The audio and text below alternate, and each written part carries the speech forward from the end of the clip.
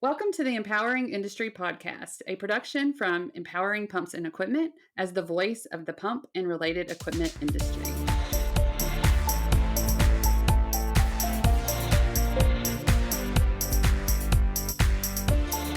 Hey, everybody. Welcome to episode 73 of the Empowering Industry Podcast. This is coming out on September 13th, 2021. And I am your host, Charli Matthews. And I'm joined by my co-host, Bethany Womack. Hey, Charli. And to all of the listeners that are here listening or watching, we are so excited that you're back with us for another Monday, another episode of the Empowering Industry Podcast. Thanks for choosing us like you do every week, and do us a favor and leave us a rating and review to help other people find us as well. This week, we're going to do what we do every week. We're going to fill you in on something from social media, preview the news from Empowering Pumps and Equipment, and then we have a really fun interview for you today. But before we get started, Charli, how's your week going? I had a great week. It was super busy. I feel like, some days I didn't even stop. There was just full speed ahead. We've got a lot going on with this season, with our media kit, getting ready for, our 2022, which is just crazy, right? I can't process seeing that date on anything. I know. It's still, I know every year it's like this, but I think COVID kind of throwing off 2020 is just, yes. I'm forever going to be stuck there. So that's right. It's really difficult every time. Even just introducing the show, like what day it is, it sounds weird. But just that's good stuff, right? Lots of positive activity. Had some very uplifting conversations locally. One of the refineries here, I got to talk with. Her name is Ashley. Hi, Ashley, if you're listening. But she was just so uplifting and just made me feel powerful, that she got what we're doing with empowering women. So that was really fun. And, just had a lot of good conversations, a lot of good planning, got some swag for our conference coming up, which is super fun. But yeah, that was it. Just really a lot of work. How about you? How was your week? Yeah. Starting on Tuesday-ish this week has just kind of like thrown me off. I'm sure everyone can relate where you feel like you don't know what day it is. And then all of a sudden it's Friday and you're like, the whole week is gone. What happened to this week? But over the long weekend, my family and I were at the beach with some friends, and it was so fun. And Jack is crawling everywhere now. So that made the beach kind of interesting. But I love seeing the pictures. Sent me a picture with 20 little Aggie babies sitting on the couch. And it was just amazing because I can actually see them all getting back together for that photo op, if you will. And, we had a good last Saturday or whatever. Me and you both, we had winning games. So that was fun. So don't know who we played this week, but yeah, good. Also this week we had the Empowering Women Meetup call, and Michelle came on and was talking to us just about I feel like she's a motivational speaker. I know that she's got this mission to empower women, but I left and I was like, I am awesome and I can do this. And and a business owner too, right? Like all these businesses. Of 7 businesses. She said that and I was like, who are you? Yes, she definitely was motivating. It was just like all around too. Yeah. We had a big turnout for that meeting, which was awesome. And we hadn't seen that in a while, Bethany. And I think it's, there was a little bit of burnout with the Zooms. There was a little bit of, oh my gosh, we're back to work and this is super busy. And so it was just so wonderful to see everybody kind of come back together. And yeah, Michelle Thomas, you're going to see more from her. So about empowering women, I'll just go ahead and jump into that. We have a couple updates. There are 2 more award sponsors available, and that's the Saleswoman of the Year and the Marketer of the Year. So available to sponsor, which means that you're going to present this award on the stage to those recipients. And it's super fun. And you get to talk about, why empowering people, which is awesome. And just so the people who don't know that may have just tuned in with us, we've got a lot of new listeners after our great episodes. The event is October the 21st in Chicago. It's the day after WEFTech, if you're going to that. So stick around and join us in person. Or there's also a virtual option. So we have so much great content. These speakers are amazing. And just the interaction in the chats and different things on virtual is also really powerful. And so, take a look at it, see what's the best option for you. If you're a company and you're wanting to come and send some people, look at sponsorships. We still have some of those available. And it's a great buy if you're going to be sending people to the conference too.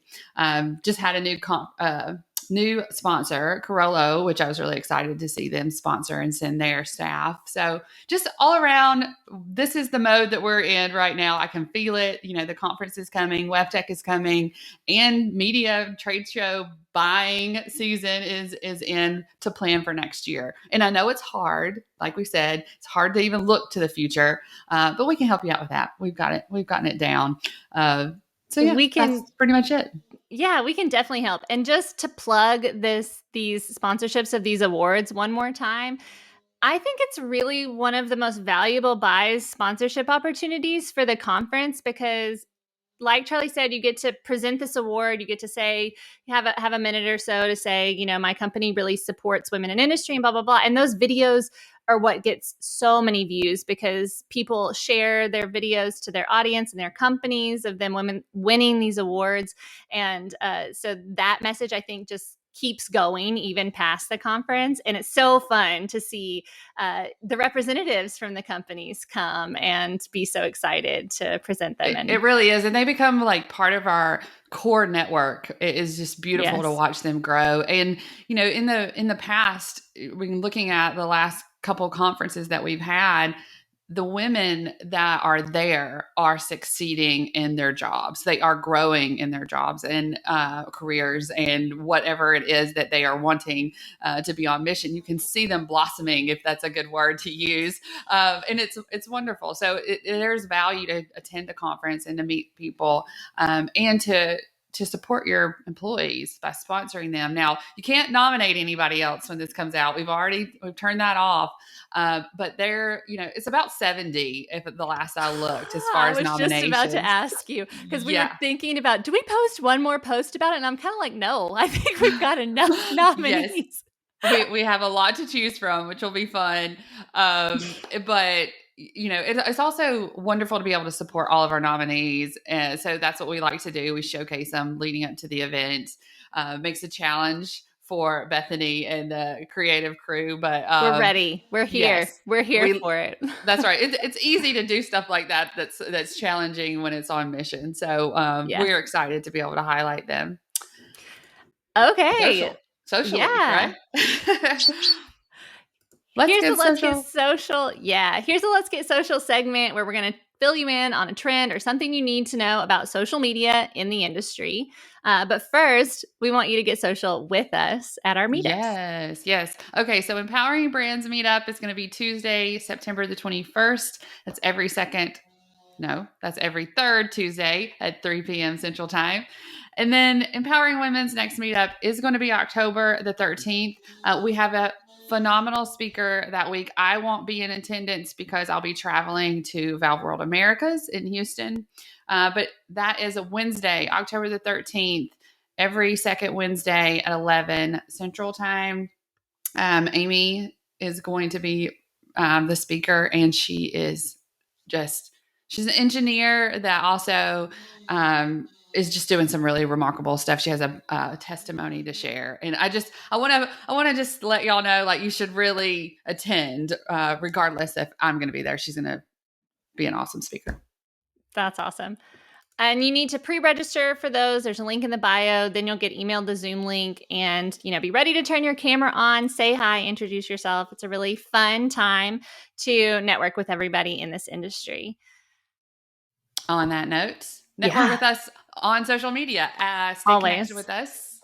Empowering Pumps, y'all. That's all you got to remember, at Empowering Pumps. Or you can use the hashtag Empowering Industry Podcast. We take a look at that on the regular. I know it's becoming more fun to look at because of all of the podcast interactions we've been having. And speaking of at Empowering Pumps, which is all of our social media handles, we just got a message this morning in our Slack that we're only a few people away from 9,000 followers on Twitter. So if you don't follow us on Twitter, I don't know what you've been doing with your life. You're left out. You're left out. Make a Twitter so that you could be our 9,000th follower. That would be awesome. That's all I'm saying. I love it. I love it. I have so many shout outs this week that I'm going to try to get through really quick. Let's see. Last week, we had Simon Bradshaw on for the interview segment of the show. He's the director of engineering at CIRCOR, and he shared the episode on LinkedIn, and it got a ton of views on YouTube. Just like a lot of interaction. So thank you for sharing the podcast with your network. Can you hear the sawing going on outside of my window? I cannot hear. Okay. So you're good. It's just distracting. Okay. We've talked about this. We said, okay, there's all these distractions while we're doing this. But, when we were in Chicago, we had sirens. So you just got to focus through it. We can't hear. Okay. Just checking. There's a bunch of stuff going on outside my window. It's fine. But so thank you, Simon, for sharing it with your network. And then on our YouTube, we talked about asking people to comment on our YouTube, and Andrew M. Yurda, who's a vice president at LS Electric America, he left us this really sweet comment on YouTube that said, for one, that me and you had him cracking up. So that made me very happy. And obviously, I'm a little vain. So if you say something awesome about me, I'm going to give you a shout out. Yes, thank you. I know him too. Okay, good. So it's not just a random. I do know him. And then Sakul Uchadadia. I'm very sorry. Good. I did not say your name correctly, but he sent me a message on LinkedIn and just kind of was encouraging us and our team and saying how awesome we were doing and that he really enjoyed the podcast. And so I just wanted to give him a shout out too. We love hearing the feedback because that's how we make sure that the show is right for you, and meets the needs of our audience. So yes. And I just wanted to give one of our team workers, teammates, I don't even know what to call her other than she just is doing all kinds of amazing things. Okay. She's behind the scenes. And this is what I'm seeing now. And I see her engaging out on LinkedIn today. She's sharing our podcast. And so I mentioned it during our team call, that she's behind the scenes because I think that's what she wants. But I want her to be out there. Y'all know this. I want her to be out there with us, one of our main team players who's doing all this work. And so I just got to give you a shout out, Amber. I am so proud of you. And it was just very touching to see you interact with the podcast this week. And if you haven't met Amber, then you're missing out. And she is, she's been to our trade shows. She's been part of our team all the time. She's been, to different Empowering Women events with us.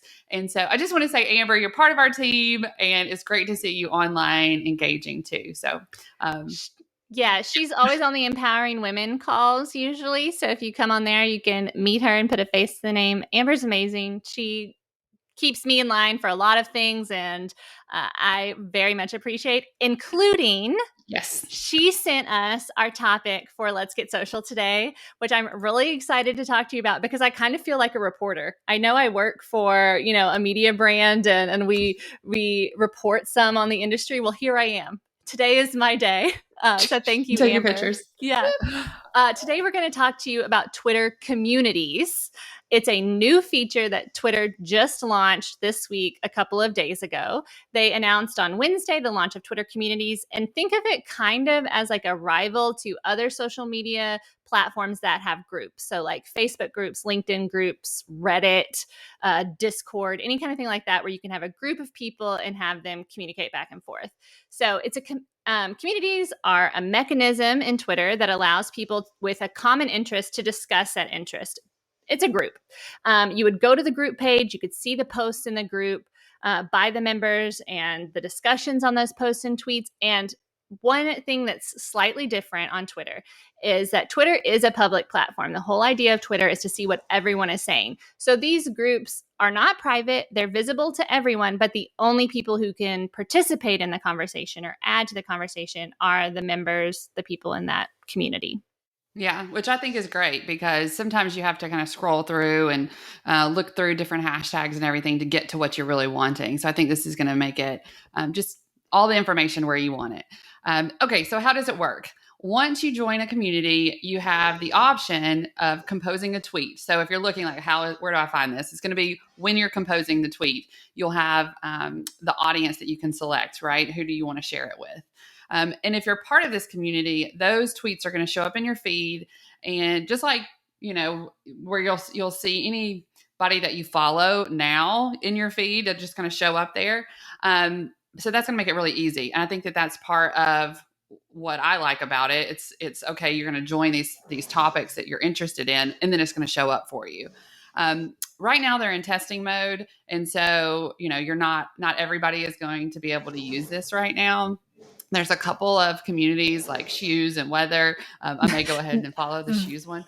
Very weird. It's not even like shoes, like cool women's shoes. It's called like Soul Stories or something. And it's like a sneaker enthusiasts group or something, which how Twitter decided which communities were going to be the first ones that they launched, I'm not really sure. But there's something for everybody, I guess. Yeah, well, I was just looking out, just a side note here. I was just looking on Twitter and it has the topics, and they're listening to me because I went and watched a video on YouTube with Elon Musk. Now it's like suggesting that this would be the topic that I need to read about. So I'm like, way to go, way to listen. Which fun story. So I'm logged in as the Empowering Brands YouTube channel most of the time. And so I'll go to watch something on YouTube that's, for my life or whatever, how to boil pasta because I can't cook, whatever. And then I'm like, oh crap, this is going to mess with the suggested videos on empowering brands, and Charli is going to know what I'm doing with this is weird. I have to be careful with what I watch. Well, if you have kids and they're watching all kinds of YouTube stuff while you're trying to entertain them, that also interferes. So it's not legit as it is with all of us logging in. It's fine. Okay. So back to just for people who are wanting to get involved with this, you do have to be invited. So your admins, moderators, go out there and look and see how you can get involved. You're going to be able to have unlimited invites when you are able to do it, but then you're going to have about 5 per community of who you can invite. And what I would say right now, if there's a community that you want to get in, I think the best way would be to go and look at that community, see who the admin is and the moderator, and just start tweeting them and tagging them and be like, I am awesome. I have awesome things to contribute. And I would suspect that this is just a hunch. I didn't read this anywhere. I bet the invite function goes away by the time this rolls out fully, or they have it where you can request an invite or something where it's like, because surely I don't think they're going to gate it off. Like Clubhouse, that's how it is. It was all just very okay, only a small amount of people can use this, and it's really they're just trying to test it before they break the internet. Yes. Yeah. So kind of a timeline that Twitter has said that's going to happen is that right now they think it'll be a few months before more people can create their own communities easier, and where it's fully rolled out where everyone can use it. And so right now you can submit a request to form a community, and it's reviewed by Twitter, and they're being very vague and saying, they're adding more each week. However many more is, we don't really know at this point, but I know it sounds like I'm giving you lots of information that isn't facts or isn't hard numbers. But the thing is, we want you to start thinking about, what communities you could create, how you could use this in your marketing strategy. And I expect that when it finally rolls out fully, all of those things will be fixed. Yeah. And I think it's important. That we think about this from a personal brand, right? What does this mean for our personal brand? And there's a lot of potential for the user experience to be better. I agree with this. I have been following people on Twitter and have so many different, categories of people that I follow. It was just going to make it so much easier. Okay, this is my pump audience. This is my water audience. This is my fun, that I'm going to just, my Gwen Stefani audience. My Gwen Stefani, yes. Okay. All right. So that, increases the reach that people have in the community, allowing us to expand our network, right? And still have that niche feel to what we're doing over the next couple of months. Look out for these communities. I always like to just join some, see what it's like. We'll look for how we can be involved to host one. Yeah, I'm saying a lot today. Good luck with that, Bethany. No, there I go. Yes, Powering Pumps has officially submitted a request to open our own community for the pumps and related equipment industries, where we can have our community on Twitter and keep that discussion going there. And, we'll update you when we find out something, or if we find other communities that we think you should join as well, we'll update you there. I will include a link in the show notes that shows you how you can submit a request to start a community, which is something that I think is important for companies as you're thinking about how you can implement this for your company marketing strategy, which is my next point. What do these communities mean for company Twitters? I think that it gives you just another opportunity for social listening. You can see what people are saying about a topic that's relevant to your core business. It's almost like having a hashtag, but without having to click on the hashtag to go get to all the tweets, because some people don't use hashtags all the time, but they're going to be talking about water, for instance, here in the water industry. I didn't think about that. That's great because sometimes we miss it if it's not got the hashtag. Yeah. Mm-hmm. Yeah. And so I think it will also give more people, like you'll be visible to more people if you're active in these communities. And then I think, my social media hat here, I think it's going to be really big during events. We know right now Twitter is good for events. We see a lot of interaction on Twitter in the pump community for different events and using that event hashtag.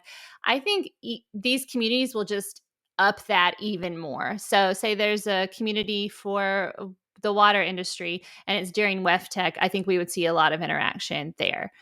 And so my directive to you as you're thinking about how to incorporate this into your company marketing plan, your company social media plan, is to, think about starting your own community, build that into your social strategy, and then also just brainstorm what topics are important to your business, what your audience cares about. And this isn't even for communities you would start, but just communities you would look to participate in, Yeah, and that's important. I mean, it's important to be active and really have a strategy of how you're going to contribute. How do you want to stand out, right? Okay, so I think just wrapping this all up, Twitter's been rolling out all kinds of things, right? We tried the spaces, you've got fleets and subscriptions where it's really relevant to our industry. Twitter is where we have, definitely the water market, oil and gas are super active there. I should say energy. I'm going to get better at that. And then, if you decide that you have to decide whether you want to spend time in that platform. We do already, like she said earlier, we've got 9,000 followers. So we're going to invest our time in Twitter. But you need to know what's right for you. So look at the different platforms. And just another quick shout out, like you need to do this in general. Like all of the platforms have probably changed since you've taken a deep dive into that. So look and see what you can do, what kind of content you have where you can really contribute. Okay, one last, So one last thought on this, sorry. Over this week, I've listened to a couple different podcasts where I've heard people who were thought leaders in social media who were on the front wave of different things happening. For instance, I heard the guy who runs I think it's the Washington Post's TikTok account, and he started back in 2019, which no one even knew there was a TikTok, but he was just basically saying like, oh, I was doing YouTube videos for the Washington Post and we got 800 views a video. And then I read this thing about TikTok and thought, why don't I just be the first newspaper in this space? And now they have like 1 million subscribers on TikTok, and so hearing him and then hearing someone else say, like, I just saw something new and I had to be there so that, I was there if it got big. And if it doesn't get big, it goes away. Like you didn't lose anything there. And so that just kind of reminded me that, especially as social media thought leaders, like Empowering Brands is, and like our listeners are, because you're good at social media, because you listen to this podcast, you want to be there. You want to be there for when it does get big, you're already established. Yeah, I'm definitely an advocate for jumping in, early bird, jumping in, early adopter in all of these so that you can set your own course. One mention that I'd like to give before we move on, the LRVS, which we talked about last episode, kind of went through that. that is happening now. So tomorrow we'll be with the Lubrication and Reliability Virtual Summit. So it's the 14th and the 15th of September. It's where you can learn best practices, a lot about lubrication and reliability. Also, they're going to have a really awesome session that I'm excited about diversity and inclusion, but also the ESG, which is, if you don't know, that environmental, social, and governance. And so I think it's really important. And I love seeing that in our maintenance community. So thanks for that. We're a sponsor. We'll be there on the 14th. We look forward to seeing you. If you have any questions, there'll be a link in the show notes where you can register and participate. Love it. Okay, into the news. Why is it so slow today? I don't know the answer to that. Here we are. This is where we're going to preview the news from Empowering Pumps and Equipment newsletter. We're going to start with our person of the week. And Charli, you found this person for us to highlight, so I'm going to let you introduce her. I did. And I have to say that I found her because she was active on LinkedIn. She's posting about her life and her work. So it's Shannon Tomoko, and it is... it's not just one thing, okay? She is an advocate for the skills trades. She is an electrical apprentice, but she has had so much experience in a lot of different areas. So she is a speaker from Canada. She is a advocate, social influencer for the trades. And I'm just really excited that I found her, yes, but also that she shared, and she has like a really detailed profile of her life. And I think it's definitely worth spending the time to, read through it. She had, I think I want to say 12,000 plus followers on LinkedIn. So that, for one, tells you that she's putting out good information. Yes. And one of the things she shared with us for her profile was some advice for people considering getting into the trades. And I really liked it because she said, if you find yourself doubting your strengths or abilities and safety, or consider, what you need to think about is that right now there are a lot more laws and policies in place now that help keep employees safe and tools that allow them to do the job despite size and strength. Remember, you are not required to be super strong, and sometimes you need someone small to do a job. So I like that sentiment. Like, don't let anything stop you. Yeah. Yeah. And I love it too. You think about it, and I've seen this just from the robotics that have entered into manufacturing. We don't want people to have to strain their body to work. Like, that's not ideal. We want, tools and things that can help that. But I also liked how she talks about power tools and how, if you want to build your confidence, go ahead and get some power tools, right? And it's gonna take you to the next level. So check out her story. She's the industry person of the week this week. You'll get that if you signed up for our newsletter, Empowering Pumps and Equipment. If you haven't, there's a link. You can subscribe today. And, if you can always ask us if you, want us to send you a direct link, go ahead and email me, which is awesome. I love to get emails. Okay. So let's go into the news. My news story today is going to be from ImproSeal. Avoid electrical discharge machining, which is EDM for short, in the mining applications with complete bearing protection and monitoring. So ImproSeal does a lot in bearing protection, and so we love getting content from them. The challenge is a large VFD-driven electrical motor was experiencing these shaft currents. And I know this is true because I've heard it at the HI conferences that this was a really big problem with our industry, because we are trying to be more innovative and really put in these VFD systems, connected systems, but it was causing a little bit of problems. So that was with premature bearing failures, which is not fun. It increases the maintenance costs and equipment downtime. And so the solution is this flange-mounted smart MGS, so Smart Ground Monitor, which is installed in 2018 for complete bearing protection and monitoring. The result is that they installed this in the fall of 2018 and has been running without issue, significantly reducing that downtime and maintenance costs. So I was happy to hear about this. I knew it was a problem, but now that they have found a solution, that means that they worked on it, which is what we like to do as engineers. I just included myself in the engineering space. I like it. I'll go with it. But thank you, ImproSeal. always sending us great content and now a fabulous new products. So perfect. My story comes to us from Crane Pumps and Systems. And it's my next installment of Learn Somewhere New in the US as we talk about water treatment facilities. So, Bluefield Sanitary Board reduces surface temperatures with the NV glycol cooling system from Crane Pumps and Systems. And so it's about the city of Bluefield, which, for your knowledge today, as we're learning our geography, is one of the core cities that sits on the West Virginia and Virginia border. They have 7 pump stations, all of which had consistent problems with clogging. It was probably the wipes, right, Charli? yes, it was. Had lots of conversations about that this week. Yes.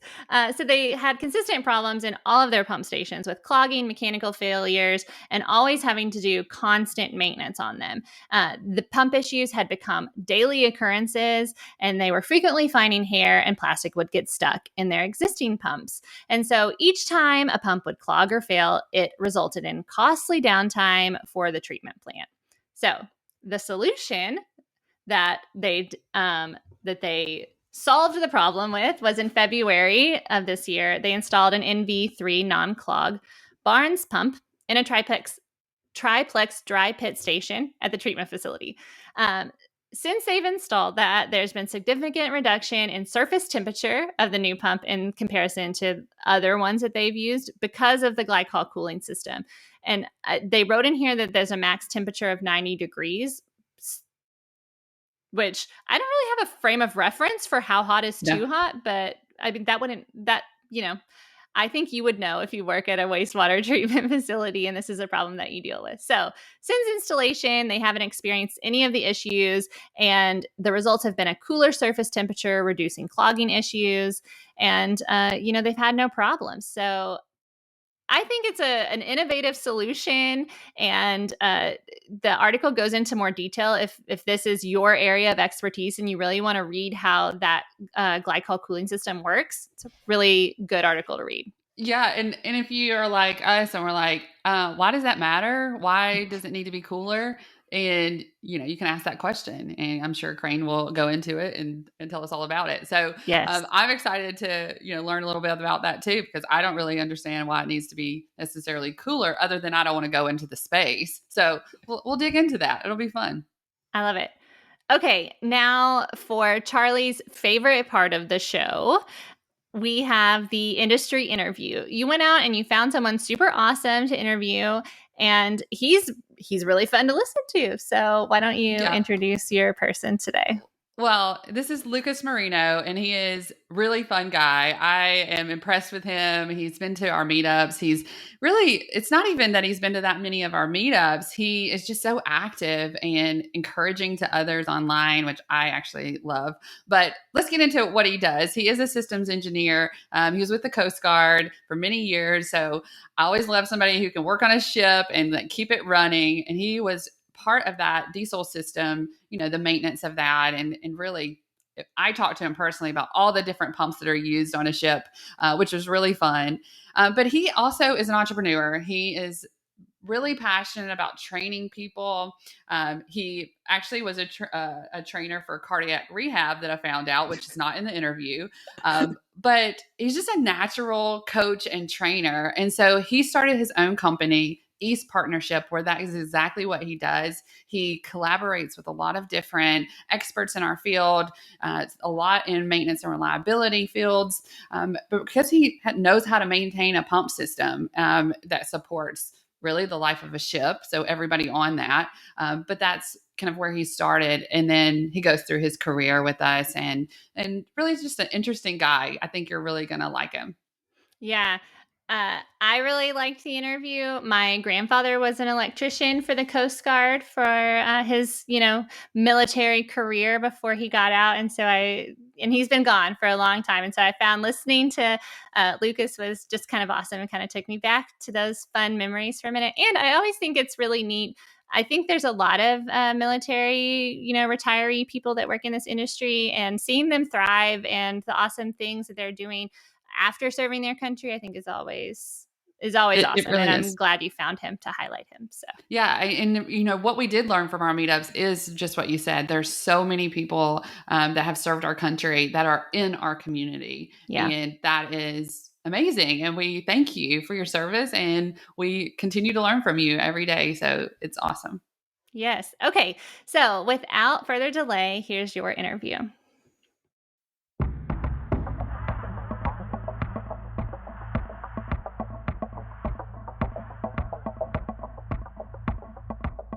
Hey, Lucas, thanks for joining me on the Empowering Industry podcast. I have been wanting to have you on for so long, and I'm like, I haven't talked to him already. What is happening? So let's just start with introducing you to our audience. Tell them who you are, what you do.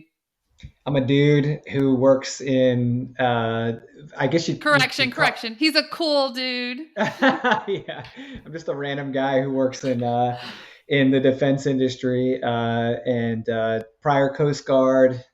Did 21 years doing that. And then when I retired, I started a small consultancy and worked in a couple of major acquisitions. And so I've owned a small business and I work for a great company and I get to do all kinds of fun stuff. So you haven't been that far removed, I guess, from the Coast Guard. You haven't had your company for too long? Yeah, we've been up for about 3 years. Okay. But the East Partnership leg has been around market 1 year this month. That's amazing. Congratulations. Yeah, thank you. And I guess that revelation just now was because, when we talked to you and, my dad was in the Navy, so I kind of relate to, ships in the water and everything, Mhm. but the Coast Guard and it's just kind of new to you. I mean, it's not new to you. It's like you're still talking about it as if you were there. And so it Yeah, hasn't been recent. that long. So yeah, recent. Yeah. Thank you. That word wouldn't come to me. So I think it's really cool because what you learn on a ship and being in our industry around maintenance and reliability, I mean, they have to work. Everything has to work. Yeah. And it's based on the survival of, the men on the ship. So men and women on the ship. And so, okay. I know that you went to the Coast Guard first and then you're joining the industry, but how did you kind of get into this? Oh, wow. So I started out as a musician, actually. What? Then, The things that I'm yeah, finding out.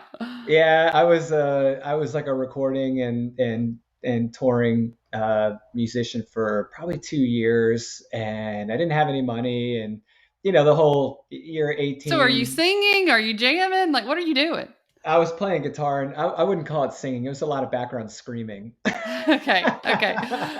uh, Love it. and yeah, so I came home one day, and I was like, this is a lot of fun, but I don't know how much money I've made this year. I can't even figure out how to count a number that low and have any level And of then you're spending accuracy. it the whole time as well, being out on the It's road, right? it just gets you from place to place, and in the end you don't have anything. And then I thought, wow, if I got sick, I don't have any insurance. If this happened, I've got there's no stability. And Mhm. I don't know if it was just because I felt like I had to grow up fast or whatever, my whole upbringing. But I remember going home, and my dad was in the Coast Guard. He had been in the Coast Guard at that point for close to 20 years.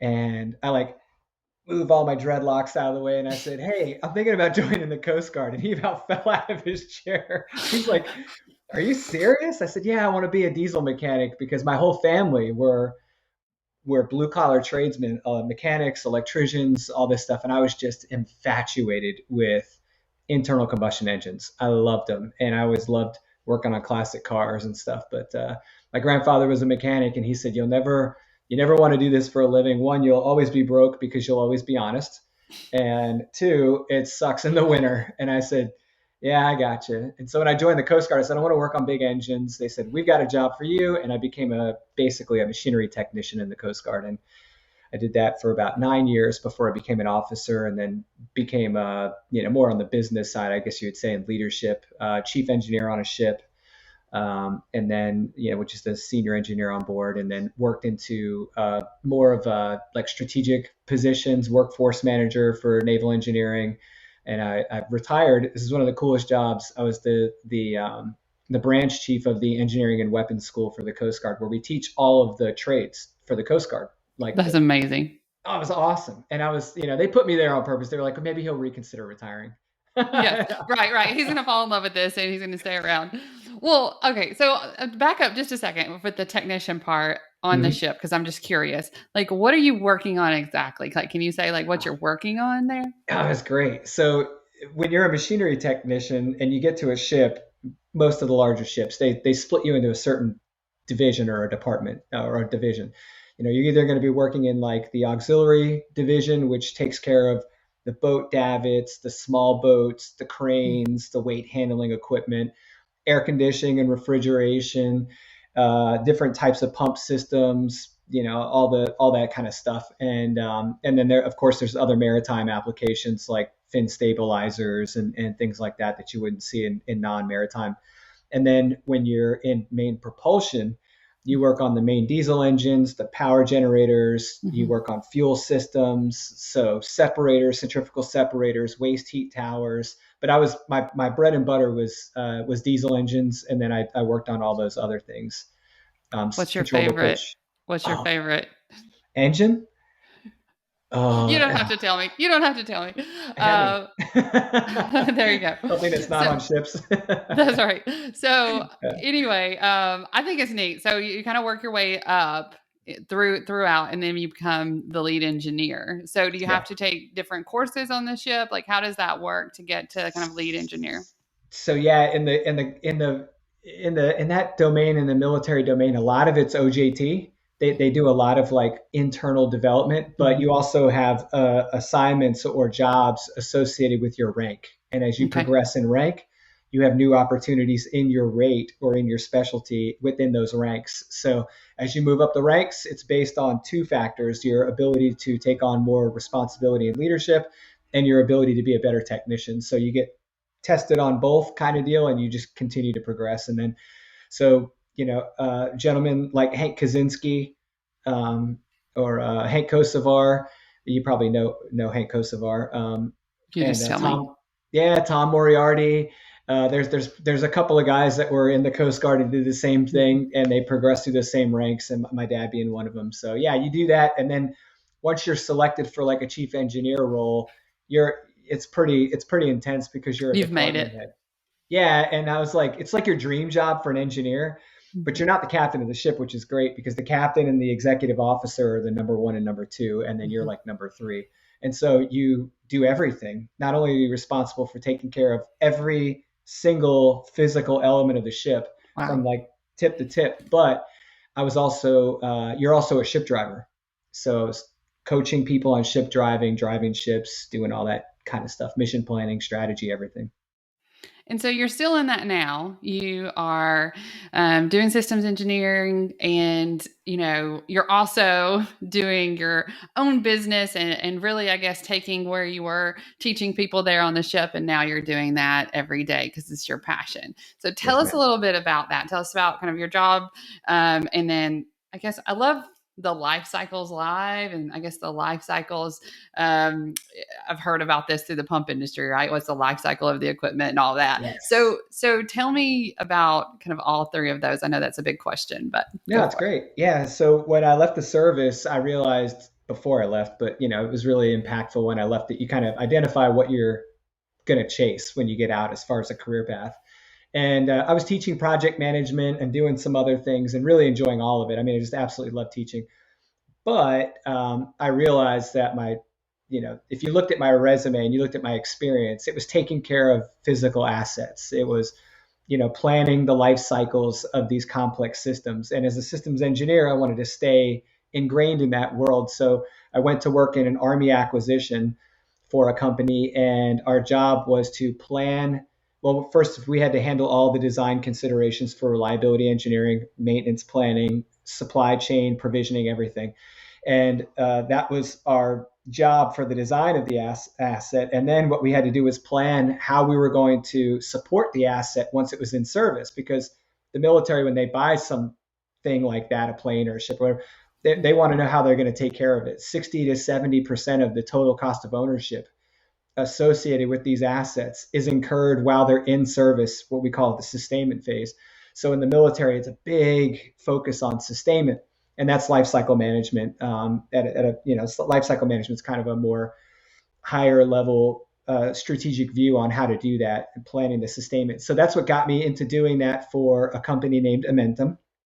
And I do that for our primary customer is Navy submarine community. And I lead a team of people that we analyze all those same product support elements and trying to figure out how we're going to take care of these complex submarines once they get in service. And they have a tremendous, and they're hidden and yes. And they don't talk to anyone.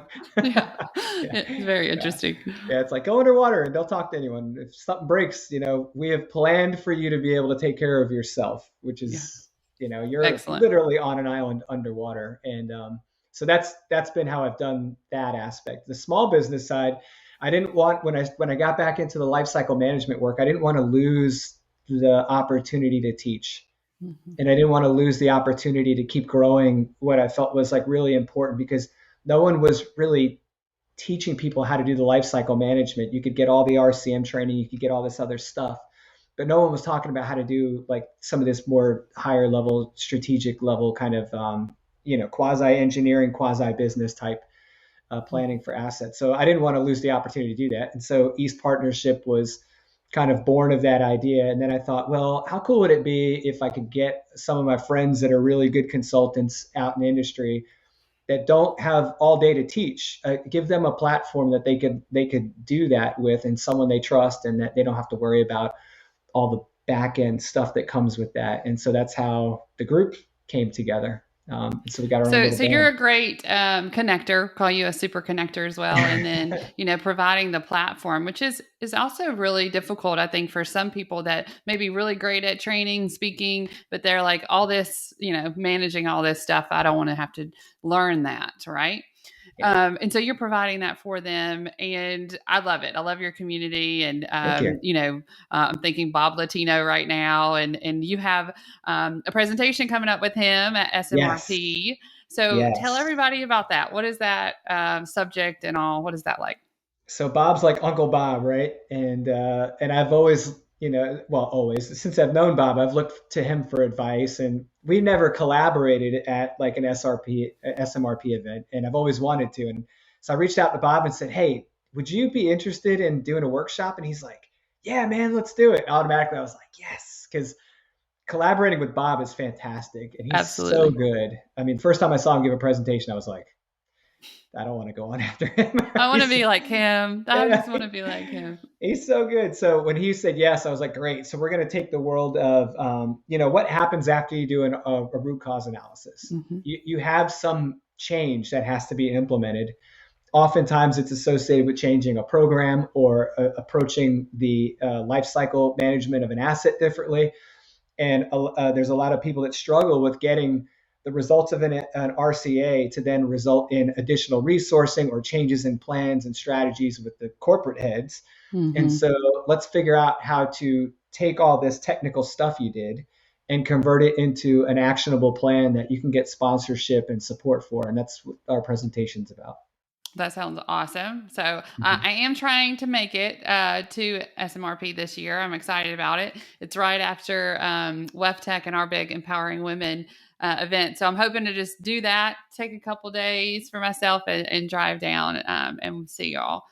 Because of course I want to meet you and Bob too. I haven't never met him in person either, which is just, I don't know about you. Like, I feel like the people that I've met through this pandemic and being online with, and I feel like they're my like best friends that I've known forever. So it's wild. And it's I can just see this kind of reunion happen with all these people that I've met. And like, so true. Here they are in real life. I'll know how tall people are because we don't know how tall people are today. So anyway, I laugh at, Rob Kalvarowski, shout out, because I'm like, how tall are you again? I thought you were like really small, like I was on the screen. And he's like, over 6 foot tall. So it's really fun to, to see what that's going to be like to be in person again. So welcome. I will welcome you to the States for that. So just I don't know. I could go in any direction with you because there's just so much of fascinating and questions I have. I mean, especially about the boat. I have tons of questions there, and I think I'm going to send this podcast to my dad, who he Oh, actually cool. it was in the Navy and found the submarines. So Wow. he was on He's a sub airplanes, and hunter. yes, and so that'll be really Yes. fun to tell him about this, but. What just I know that you have the workforce development and really training people as a passion of yours. So how do you see what is needed and how do you see us kind of getting this information out to other people? Yeah, it always comes down, at least to me, I think the passion's in the right place. Like the people that want training and want to be nurtured and taken care of as a workforce have always felt that way. I think the problem for us is getting people that have control over the programs and resources and structure. And to go back to my project management, vernacular, really good sponsorship for this type of stuff is hard to come by. I mean, it's not that people that move through the ranks forget. It's just that they're so overwhelmed with everything else that it's hard to take a moment and say, how do I really help the people that are supporting what we're trying to do? And a lot of times that comes with investing in the person. And Mhm. so, when you invest in getting technicians the right tools, it makes their life better. When you invest in the environment people work in, it makes their life better. When you invest in their capabilities, they feel like they're being nurtured by the organization that they're supporting. It's a two-way street. And I think that we just have to keep pushing sponsors to be that kind of leader. There's a lot of focus on leadership in the military, and it's almost disorienting when you're in and then you're out, because when you're in, you're like, this person's not a great leader. And then you get out and you go, wow, they were actually a really good leader compared to some of the leadership I've seen on the Right, outside. right. It's like, I didn't We all realize. need to go up a notch, right? Yeah, we should be Mhm. holding ourselves accountable for being good leaders to other people. Now that sounds soft and squishy to us, M&R types. I get it, but when was the last time you went to work and thought, I just absolutely love working here? You know, Yeah. so when I was in the Coast Guard as a workforce manager, we had a big change in the retirement program for the whole service. It was basically pushed down on us by Congress. We really couldn't do anything about it. And it put us in a really awkward spot because it was going to incentivize people leaving earlier in many people's eyes. And that's a bad thing when you're trying to retain a workforce. So we had this big get together, and the commandant said something. He's the senior officer. He said something that just resonated with me. And I've mentioned this on a few podcasts, but he said, we have to be the employer of choice. You Mm. have to be where people choose to be. We can't win anyone else over in any other way. We give them a job they can't do anywhere else, and we make them want to be here. And that's what you can do. And Yeah. it's that simple, but it's that hard. It's like, That's how right. do you become the employer of choice? Yeah, and it is having the leaders around you that believe that and understand that yeah, you have a job to do and you're working for a paycheck, but that's not why you should be here. Like it's Correct. an element. You could be anywhere to get this paycheck, right? So Yeah, this is what kind of culture do we want to have within our organization, and definitely. I see that as owning a business, and it's challenging at times where you just know, like, okay, but we got to get this work done, and you get so focused that maybe you forget what's important. So reminding ourselves and holding ourselves accountable to have conversations with our teams and to make sure that we are giving them resources. I mean, just this week we just had just a regular conversation where I was sharing some Charli tips, and they're like, we need more of that. We just need to have more of a conversation. And I'm like, it's just, well, put it on the books, put it in the calendar. We do need to take the time to do that. But you were talking, and it made me think about the structure of training events and our just trying to get in new conversations. Sometimes we are so set in our ways. Let's talk about this. Let's have these speakers in there that we know, mm-hmm. and we don't reach for that next level. And I Right. think that we need to kind of encourage our events, our associations, our trade shows to look at, who do they have speaking, what topics are we talking about, things of the future as well as what we're talking about for today. So Absolutely. um, you're doing that. You're doing that both on the Life Cycles Live, where you're Yeah. interviewing a lot of people, and as far as the East Partnership, tell people a little bit about that and how they can use the resource.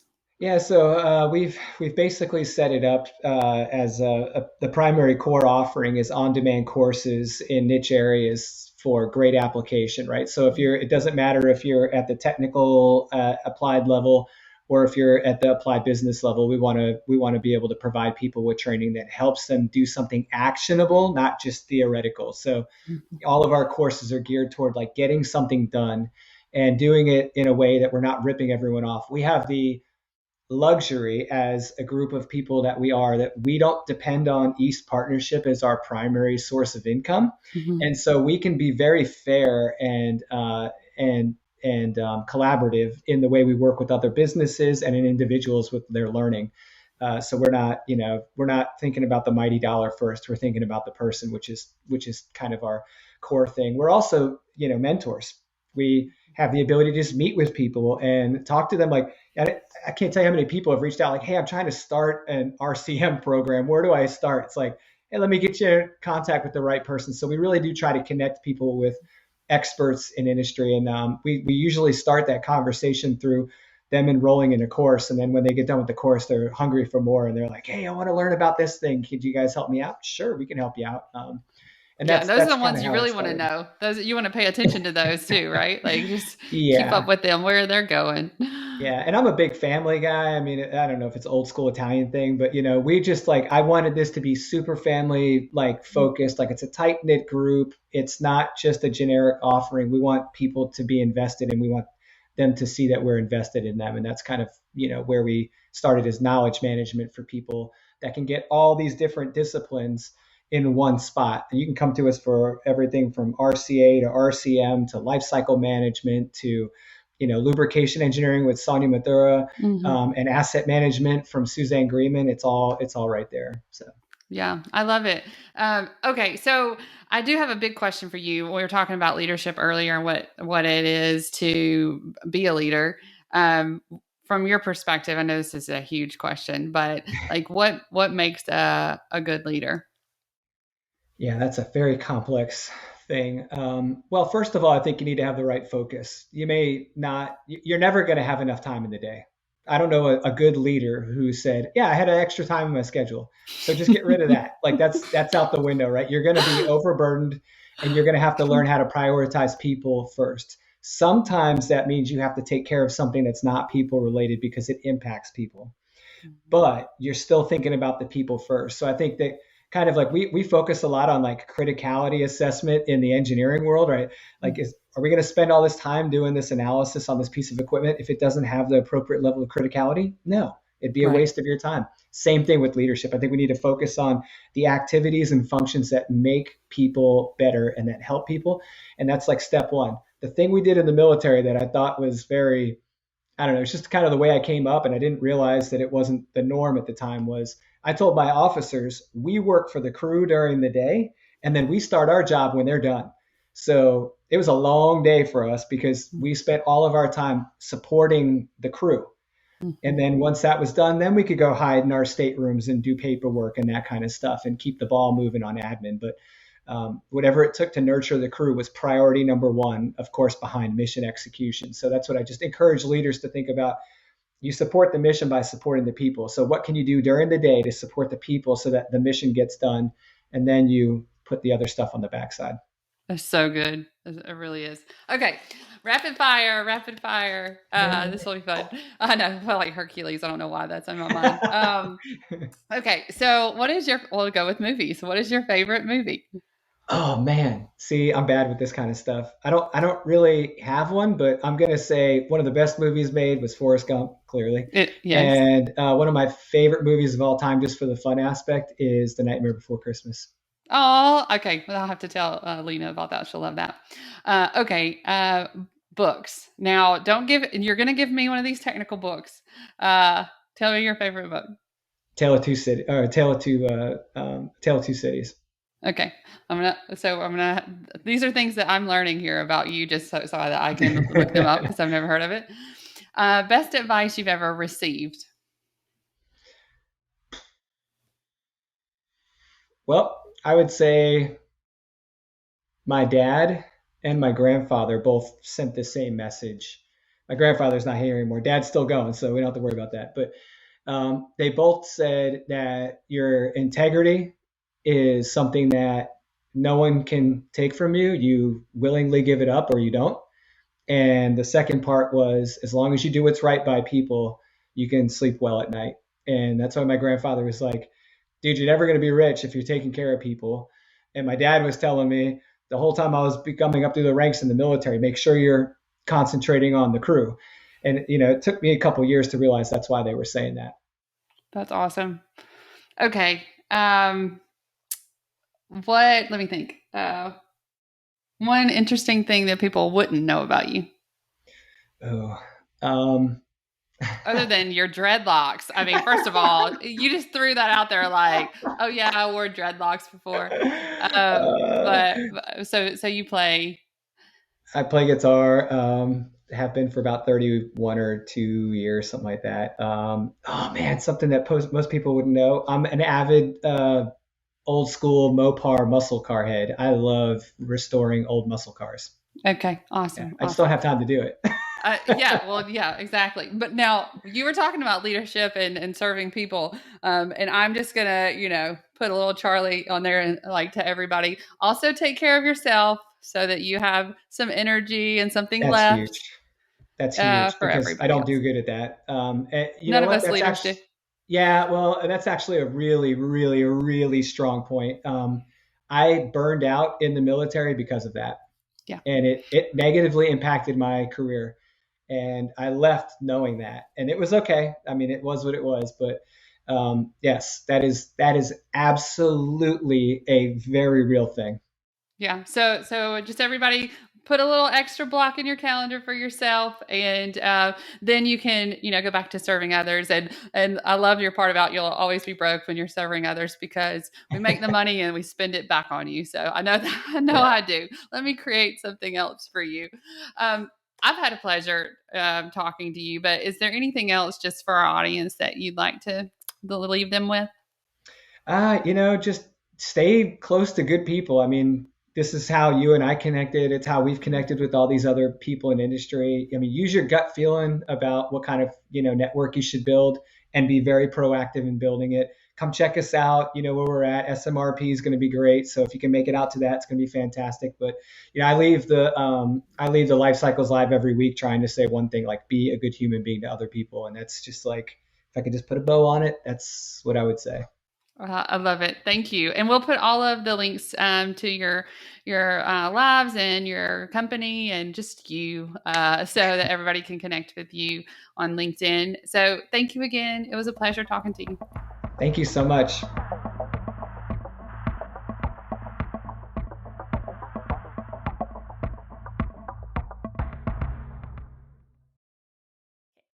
And we're back. Charli and Lucas, thank you so much for coming on. It was a wonderful interview, and I'm so glad we got to share it with our audience. Yes. And that brings us to the end of the show. Thanks for listening, everyone. Do us a favor, leave us a rating, review, subscribe. If you're on YouTube, subscribe to our YouTube channel. We have so many great videos coming out, not just from the podcast, but lunch and learns and event previews and empowering women's videos. It's awesome. You'll definitely want to subscribe. Yeah, it's really important for us to get more subscribers too, because that means we can do more stuff with our YouTube channel. So please subscribe there. You can reach us at Empowering Pumps or using the hashtag Empowering Industry Podcast. Send us an email, podcast@empoweringpumps.com. We'd love to have you as a guest on the show. If you're interested, let me know that. Yeah. All that. And we'll be back every Monday. So until then, be empowering.